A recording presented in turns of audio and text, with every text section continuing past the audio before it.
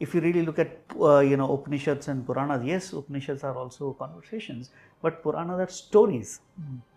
Same truth told in a way that you can remember. And I think that's really very amazing and unique about our tradition too, right?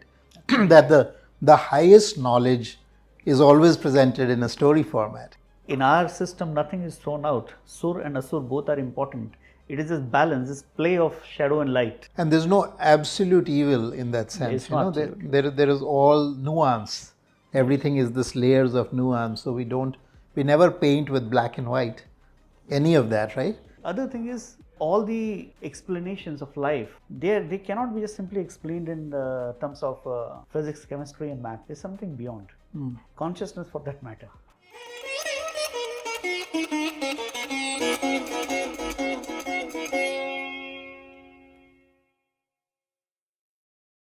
Hello and welcome today to the episode of Sangam Talks. Our guest today on the show is Deepak Saini. Deepak comes with a vast resume in a corporate career. He is an IIT graduate. He's been a director at Flipkart. He's been involved in corporate training and also now does meditation based training for corporates. And he's also working on a intentional gaming company, Sahaj Gaming. So very interesting, very vast repertoire. Welcome, Deepak. Thank you very much for inviting me for your show. Absolutely. And Deepak is also a Garuda Prakashan author with the book Urban Buddha. So we're going to dive right into Urban Buddha and start off by asking Deepak, how did you come up with this title? What is Urban Buddha? What does it mean? It's a very interesting question and I think very important one also. I struggled a lot when I was trying to label this. The interesting story behind Urban Buddha is like the book title came later, but the Urban Buddha initiative came first. So this started in 2013 when I launched a company called Urban Buddha LLC. And we were making meditation chairs and equipments for easing the pain of meditation in those times. Okay. So I've been into meditation for past almost 25 plus years now, and also a good part of it as a trainer. And it was a problem in those days to sit cross-legged for a long time. And people, when you really go deep into meditation, your neck rolls down. And you get all kind of like problems in your neck. So we designed collars, we designed meditation chairs. That's how it started. On the side, I was also, writing this thing. And the inspiration was to find out something which is a little bit more contextual to the current times. As the title says, it is urban outside and Buddha inside. So that has been the inspiration, that how do you really merge the wisdom of the Upanishads and use it in the modern times in a very, very practical way, measurable way, and be benefited by it. So that's the origin story. I think that's very topical because a lot of youngsters, when you talk to Gen Z, or it's just a term people use, doesn't really matter. But if you talk to a lot of young people, they say, who has the time to meditate? Like, I'm busy, I'm working my job, I'm trying to do something on the side. There is so much, things coming at us. There's distracting videos and we want to go on social media. Who has the time to meditate and why bother? How would you respond to that? I would empathize with them. There is an interesting fact that today the average attention span, human attention span, is lesser than that of a goldfish, which is lesser than 7 seconds. The question is, yes, there are things available, there are systems available, if you really know how to use them. But if you have attention span which is so little, what can you do with it? So that is the first hurdle, and we realize that because this is what it is. You got to live with that. So the intention is there. The first step is there, where I see the problem. The third step is there, where we do have standard solutions and very effective solutions coming from Heartfulness, coming from Shri Shri and many other organizations. But there is a missing step there, where how do I bring that 7 seconds to 70 seconds? So I empathize with them. And this is incidentally what Urban Buddha Initiative is all about, transformations is all about. That how do I really use my mind, which is my only way to navigate this world. Mind is my first interface. Absolutely. I use my mind to make sense to me of the world and also of the things that are available to me. And through that mind, I reach to my heart. Right. And when I reach to my heart, and the commitment is there, then with God's grace, there are paths which they should take up. So yes, that is where the gap is, which we are trying to fill in. And through the book, through this platform, now we are releasing. We are going to the depths of, merging gaming with wellness. Yes.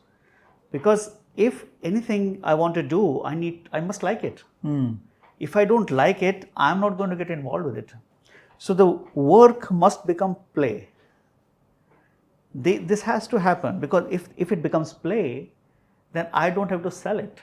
Right. Rus will come automatically. Right. Right. I'll attach with it, rus will come automatically. Right. And when the rasa comes, then I'm going to get into it a little more deeply and things will happen. So that's what we are trying to do, to squeeze in the tradition of the Upanishads, modern psychology, and my personal design experience for last 20 years. Right. Put together. So what, every book has a personal journey behind it, and it's always, there's many layers of an origin story. It's always interesting. There's the origin of the title, and then there's the origin of the person. And you went through a tech background, and you were in the corporate world, and there's this whole running every day and trying to meet your goals or deadlines or what have you. So how did you find that this was relevant to your life, or how did this become important? This is I think you would relate to it. You are a sincere meditator yourself. There comes a stage in a meditator's life, in a disciple's life, where he's overwhelmed to give back, not in a way that he has earned something, but in a way thank. And the only way you can thank your guru is to further his cause, which is for the greater humanity, good of the humanity. Right. And how do you do that? You do that with the tools you have, with the training you have. Like what you are trying to do with Garuda is a contribution to the society, with the tools you have, with the things that you have earned over time, your experience. Similarly, this question came to me that what can I do? I know tech. I have been reading philosophy. I've been told I can articulate okay. And I thought that I could write. And thanks to the publishers like you who gave a new person or a new author like me a chance, eventually it shaped up into the book. Well, I found that very interesting. In fact, there's a unwritten book I have which is quite different from yours, but a similar premise, where I'm trying to have these different characters come and articulate a point of view, and then they're kind of led into the spiritual journey. So I really enjoyed your book for that, because it was nice to see somebody who'd done a really, really good job at it, better than I was doing, for sure. So I was very intrigued. And what made you pick that medium, of this fictional, semi-fictional story of all these characters coming together? And it really draws you in, right from the beginning, from the first scene, you're kind of drawn in. You're like, you can relate to this. And then, these people are meeting in a park or whatever, and it builds from there. So how was that, and what inspiration came for that, and what made you think that is the right way to tell this story? It's interesting you ask this question, because the first draft was written as an essay. I wrote this essay, and frankly speaking, I slept myself while I was reading it. Yes. And it was very cerebral. The topic is like that. And then I knew it, that if I really need to do, spread my guru's message, the message of the Upanishads, this is not going to work. Why? This is still work. Right. This has not become play. Right, right, right. So then I spent good 1.5 years studying the art of storytelling in a simple way. I studied Puranas. First I studied the Upanishad, then I studied Puranas. I studied the Republic, Plato's Republic, the Apology, and all those classics, to understand how do you really weave that magic. If you really look at Upanishads and Puranas, yes, Upanishads are also conversations, but Puranas are stories. Same truth told in a way that you can remember.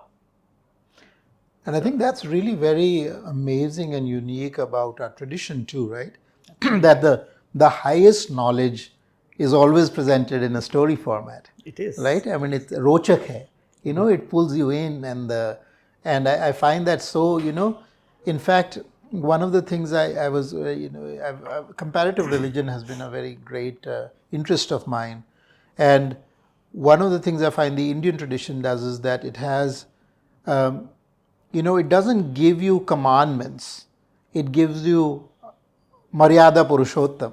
Like it gives you the story of a person who's actually struggling. He's got struggles, and on the one hand he's Bhagwan himself, but he's taken an avatar, and then he goes through the human struggles, and that prasang comes up over and over in Ramcharitmanas, and then you debate the story, right? In the debating of the story is where your own awareness rises. So if somebody says, oh, he was bad, or he did this wrong, or he did this right, people think that, wow, this is a criticism, but no, that is the point of it, right? It's like when you debate, then your ability to make moral decisions, ability to make dharmic decisions, to resolve the dharam sankat kind of arises. I think it's beautiful to have you kind of take that into a modern day story format. In fact, in the story, the Urban Buddha story, if you go to the character Shastri, right, he's your quintessential Western oriented logical person. I love him, by the way. This character I really loved writing because this represents 90% of us. We need proof, we need logic. Okay, fine, I'm going to trust you, that's okay. Where is the proof? And then how Jina is bringing in, there are two perspectives, and eventually how they merge together. In our stories, even if you take Ramayana, Rama asked Lakshman that the great sage is dying, Ravana is dying, great Pandit is dying, please go and inquire of him that what is the wisdom to rule a kingdom. So in our system, nothing is thrown out. Sur and Asur both are important. It is this balance, this play of shadow and light. And there's no absolute evil in that sense. There is all nuance. Everything is this layers of nuance. So we never paint with black and white, any of that, right? Yes. I mean, even the most revered heroes, we find the flaws in them. Yes. Right? And the most, sort of demonic personalities, we find that, wow, there's all this other part of Ravana, Other and part he's a of Shiv Ravana. Bhakta. Shiv Bhakta and a great scholar. Pandit, yes. Yeah. Karna, for that matter, Yes. He was always burning with jealousy. Right. But he's the one who Krishna praises when it comes to somebody who could give away things. Yes. Yes. Danavir. Yes. So there are these personal, and this is the beauty. There is, as you said, there is no black and white. But there is a way of thinking. There is a way of approach. It's like peeling the onion. Yes. In today's context, it's very important to peel the onion. Right. Other interesting thing, Sankrantji, which I would like to bring in, absolute rationality which is there in Indian scriptures. Upanishads, the sages, they both have, most of them had two wives.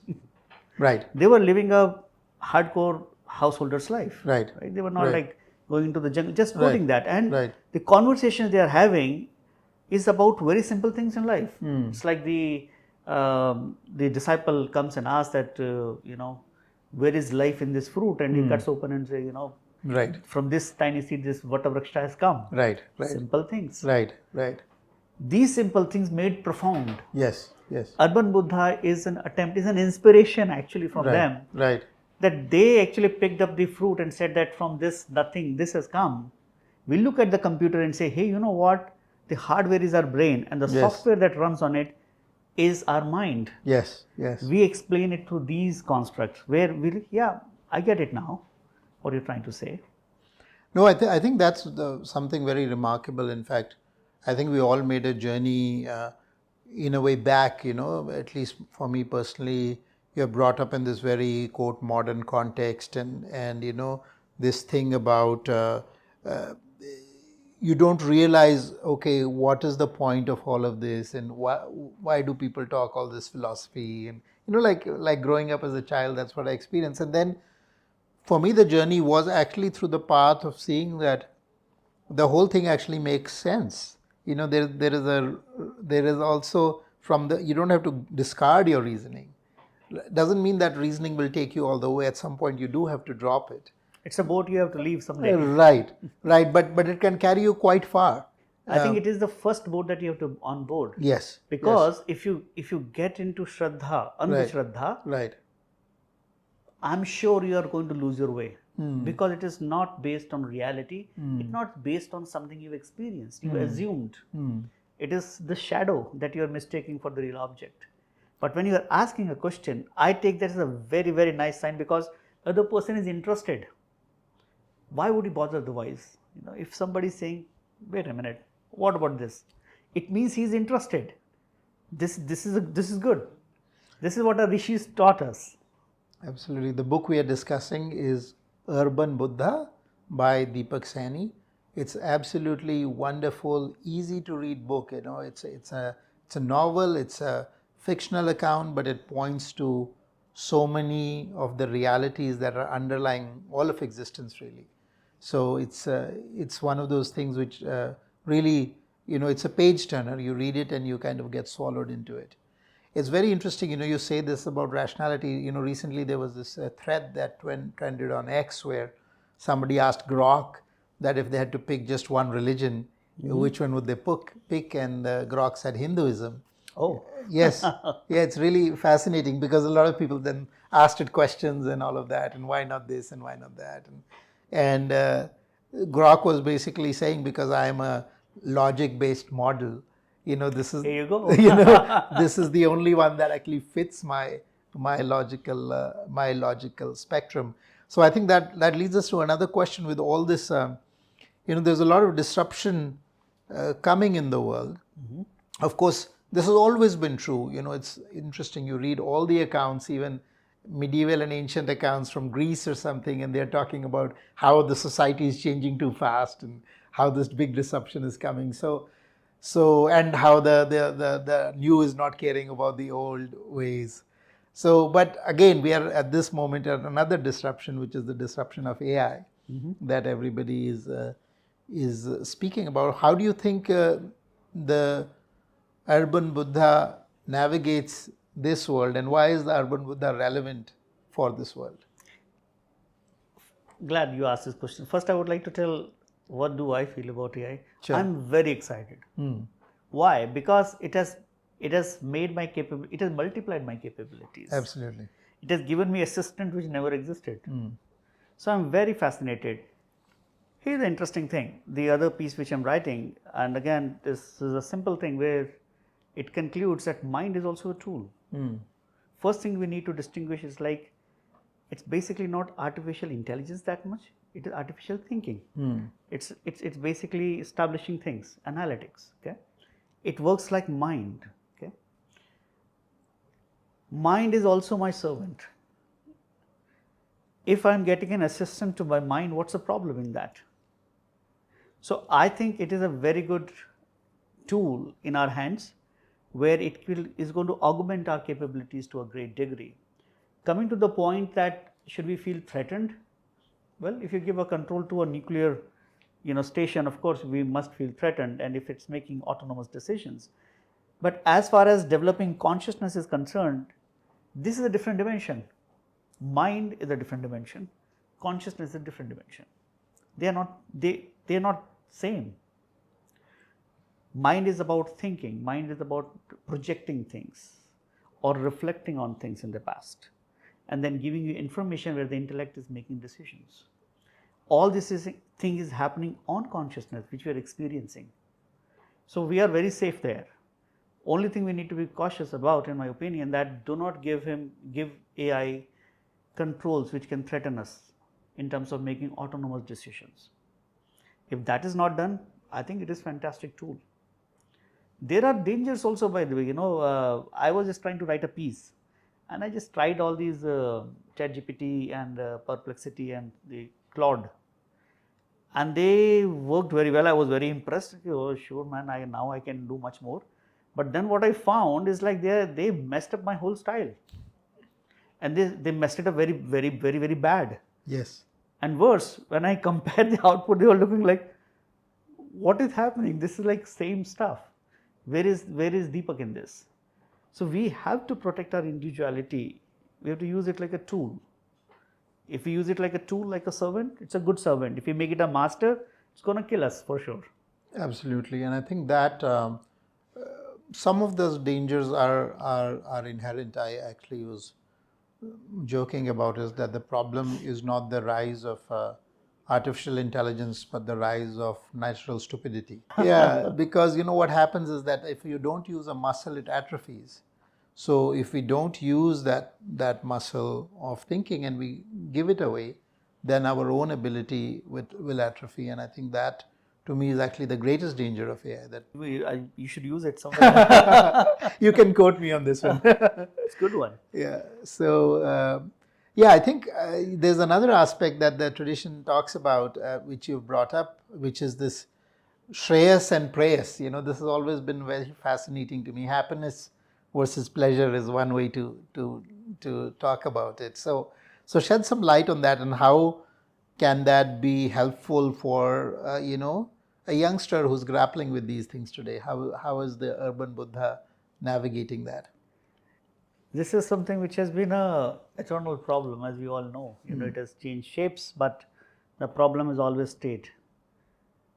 There's one way to do that, is to really understand the biology of it.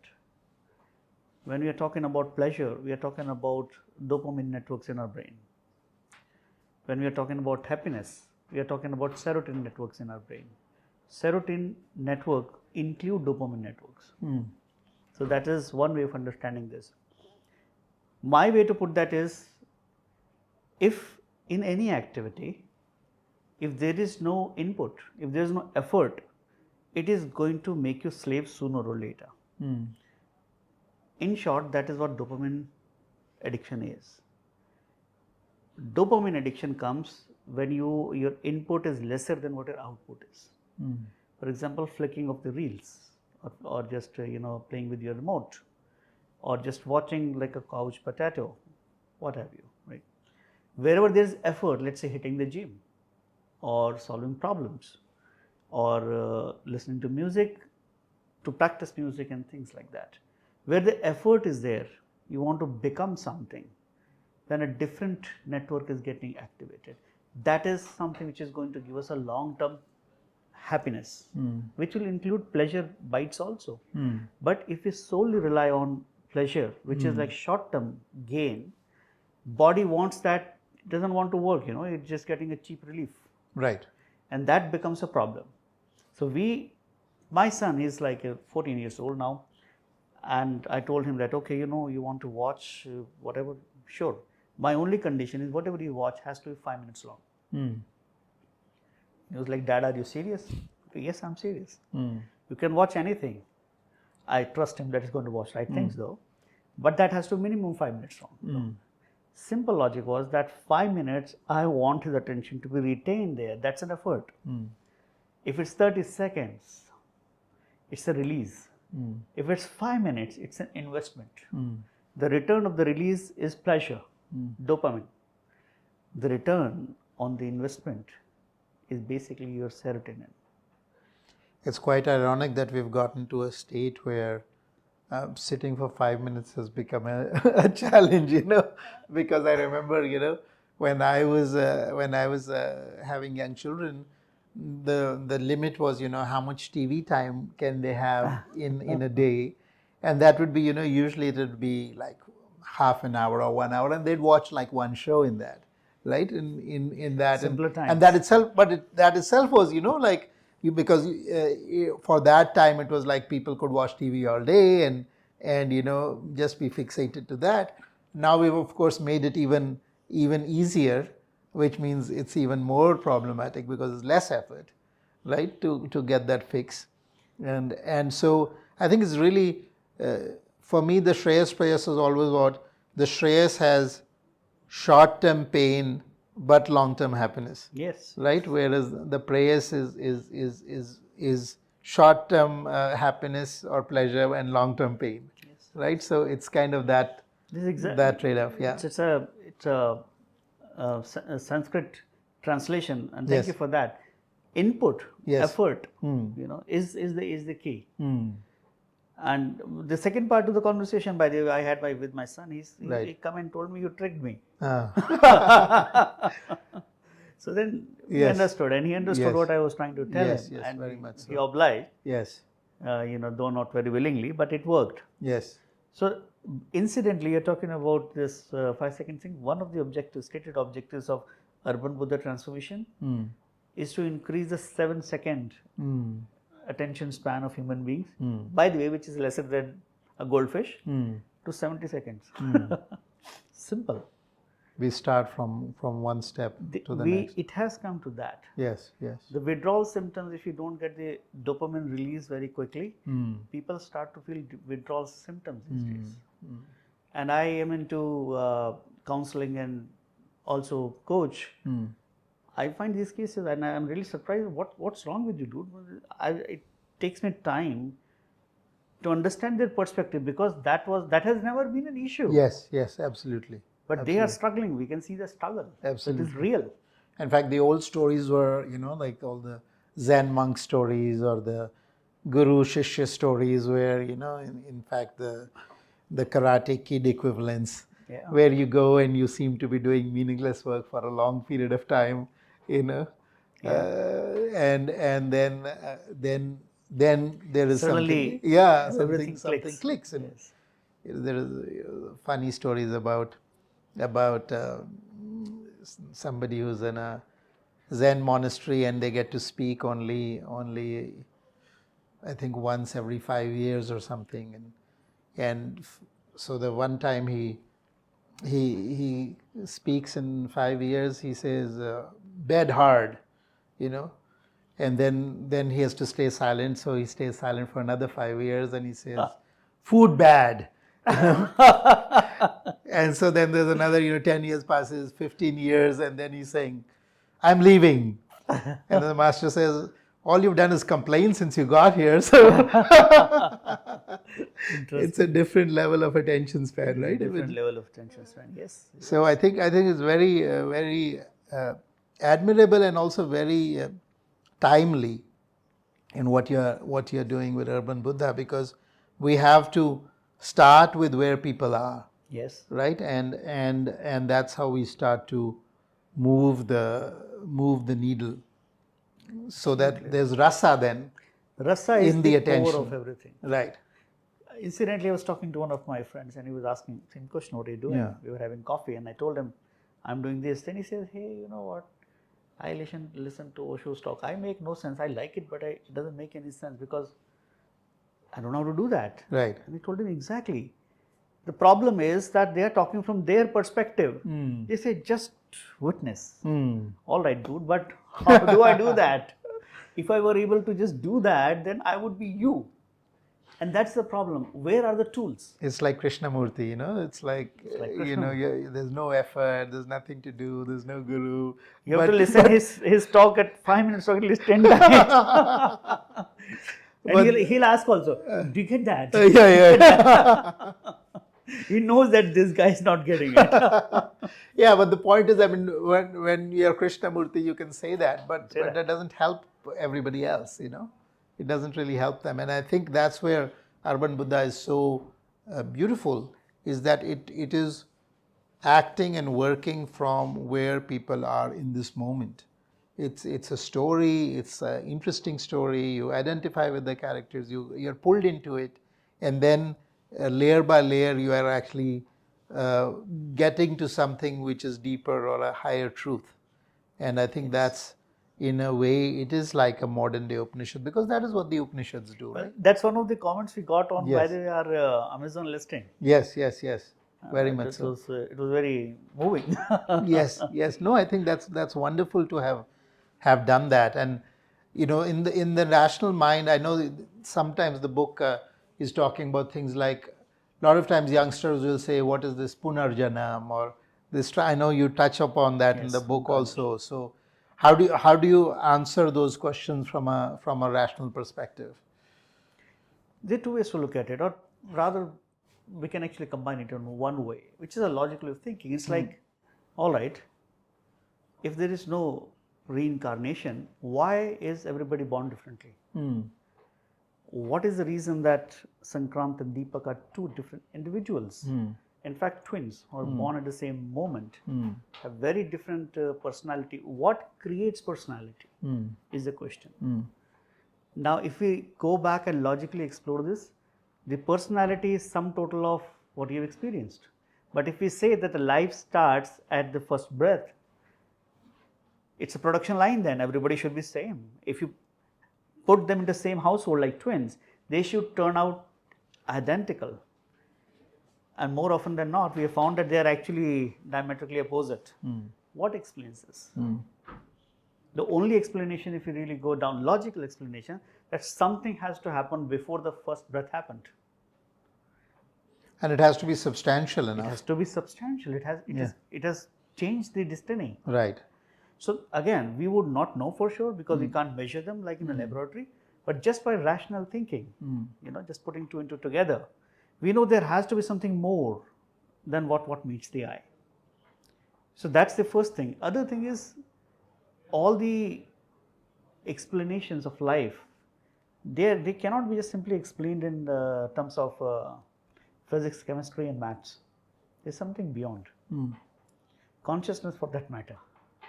It's baffling what is consciousness, and there are many theories. Right. So there's one theory which says that this is the awareness of awareness, systemic awareness, where everything is, the information is broadcasted all at once. That is awareness, and there are many other words. But if you go back, if you trace back, what are they really talking about? They are talking about their analysis of brain scans. So they are basically reversing the cause and causality order. Right. From there, they are deducing that. Right. If you talk to Darwinians, they will say, hey, you know what? Consciousness is yet another tool. People or the species that developed consciousness were better equipped, so they survived, and we are the epitome of that. Interestingly, there is a theory called panpsychism. You know what it talks about? That everything is conscious. It is every droplet, every blade of grass is conscious, however little. This is exactly what our Sankhya says. So we are going the full circle, even if we look at the modern theories, scientific theories. Someday we will have tools probably, but till that day arrives, we at least have the logical way of deciphering things. I think there's a challenge with tools and consciousness simply because that which is measurable is already one step removed, right? Double slit experiment is a classical example of that. So you have to, who is observing the observer, or if something is the ultimate observer, then there can be nothing beyond that to observe it. Yes. Right? Other than the processes, through the processes that you're talking about or teaching. Just to add to this, Advaita says that there is no divisibility of soul. Right. The super soul itself is the observer. Right. That observation has pulled the universe together. Right. And this is exactly what quantum theory is talking about. Right. So there is something, we all have experiential knowledge, but we are not able to translate into intellectual knowledge still. But I think soon that should be possible. And I know you were speaking about how your part of your work is also corporate training, and how do you reconcile the two? How do you bring a knowledge like this into the company, and why is it helpful? I feel that being urban outside and Buddha inside is everybody's birthright. Why? We cannot just resign and go to the jungles and be Buddha alone. And we cannot be trapped in this mire of concrete and be urban alone. This balance is what creates society. It is what creates an ecosystem for us and others to evolve. So it is a sacred duty for everybody to be a contributing member of this society, as well as make sure that his inner journey is also progressing. Today, 70% of the time is spent in office of an active work age. If that is not addressed, where else will you do that? Simple things. If you want to have corporate excellence, the way has to go through self-mastery. There is no other way. After all, we are individuals, and those individuals are making a collective, and that collective is working for a purpose, and that purpose is making sure that these are fed, and that cycle is keeping the society, in circulation, thriving. So, if from my perspective, this is the urgent need, where when we talk about corporate world, when we talk about our life in offices, we have to make sure that we have these tools in our hand. Meditation should not be an activity. Meditation should be the way you act. When that becomes a practice, we are able to see things as they are, not as we want to see. Anything which we do originate only of two things, either fear or love, fear or desire. Anything originating out of fear will always put you in fight or flight mode. Anything originating out of love will always expand you. I feel that even the intellectual knowledge and understanding of these things is the first step before I do something more in it. Otherwise, things will be superficial. I should be able to connect to it. So with Urban Buddha transformations and the corporate trainings, what we are attempting is to take the teachings of Urban Buddha, simplify them, make models out of them, which is like simple to implement open eye things, which you can do while you are driving on to your work for 1 hour or 2 hours, whatever the time is, and are able to practice that in real life and reap the benefit and measure it. Other thing is, if anything is not gamified today, I think it is not going to work. You need to make sure that the work becomes play. How about gamifying the whole wellness thing, which is what Gina did actually in the end. Right. That's what he was doing all the while. He never refuted in. He brought in.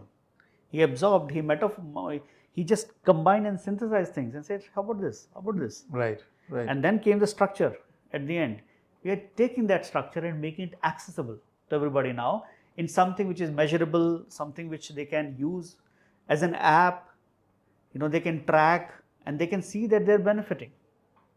That is to me the next obvious step of something that is created, which is already loved by many, and to make it accessible and make difference in their life. So that's the attempt. Wonderful. It was so wonderful talking to you, Deepak ji.